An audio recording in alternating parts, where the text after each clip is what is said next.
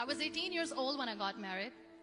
I belonged to a very conservative family, a Baloch family, where good daughters never say no to their parents. My father wanted me to get married, and all I said was, if that makes you happy, I'll say yes. And of course, it was never a happy marriage. Just about after 2 years of getting married, about 9 years ago, I met a car accident. Somehow my husband fell asleep and the car fell in the ditch. He managed to jump out, saved himself. I'm happy for him. But I stayed inside the car and I sustained a lot of injuries. The list is a bit long. Radius ulna of my right arm were fractured. The wrist was fractured. Shoulder bone and collarbone were fractured. My whole rib cage got fractured. But that injury that changed me and my life completely was the spine injury. Many people came to rescue. They gave me CPR. They dragged me out of the car. And while they were dragging me out, I got the complete transection of my spinal cord. Those 2.5 months in the hospital were dreadful. I was at the verge of despair. One day, doctor came to me and he said, well, I heard that you wanted to be an artist, but you ended up being a housewife. I have a bad news for you. You won't be able to paint again. Next day, doctor came to me and said, your spine injury is so bad, you won't be able to walk again. I took a deep breath and I said, it's all right. Next day, doctor came to me and said, because of your spine injury and the fixation that you have in your back, you won't be able to give birth to a child again. That day, I was devastated. I started to question my existence. Why am I even alive? So what kept me going was, one day I asked my brothers, I know I have a deformed hand, but I'm tired of looking at these white walls in the hospital and wearing these white scrubs. Bring me some colors, bring me some small canvas. I want to paint.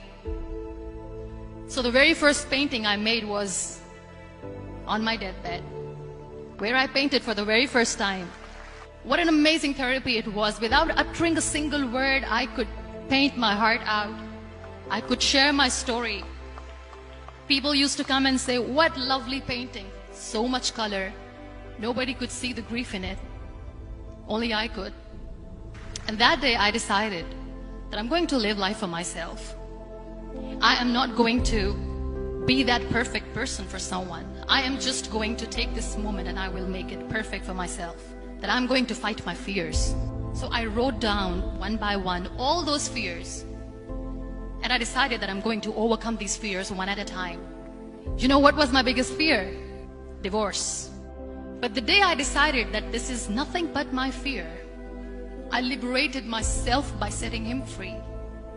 And I made myself emotionally so strong that the day I got the news that he's getting married, I sent him a text that I'm so happy for you and I wish you all the best. And he knows that I pray for him today. Number 2 was, I won't be able to be a mother again. And that was quite devastating for me. But then I realized there are so many children in the world, all they want is acceptance. So there is no point of crying, just go and adopt one. And that's what I did.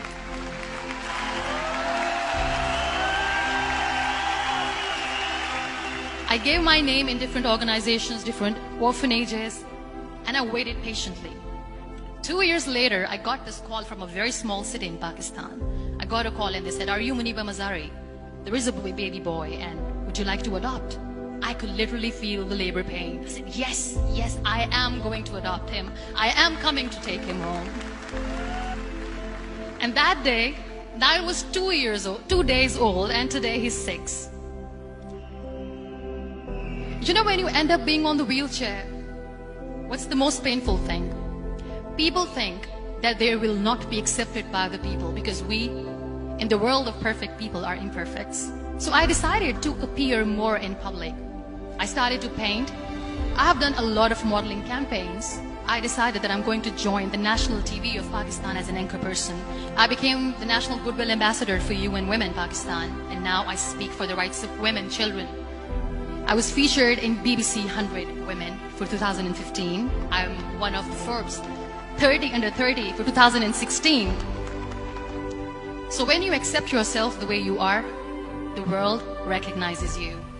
It all starts from within.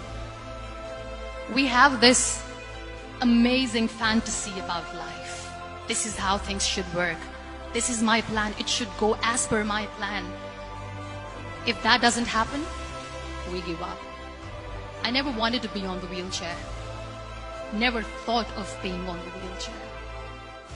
This life is a test and a trial, and tests are never supposed to be easy. So when you're expecting ease from life, and life gives you lemons, then you make the lemonade, and then do not blame life for that. It is okay to be scared. It is okay to cry. Everything is okay, but giving up should not be an option. They always say that failure is not an option. Failure should be an option, because when you fail, you get up, and then you fail, and then you get up, and that keeps you going. Embrace each and every breath that you are taking. Celebrate your life. Live it. Don't die before your death. Real happiness lies in gratitude. So be grateful, be alive, and live every moment.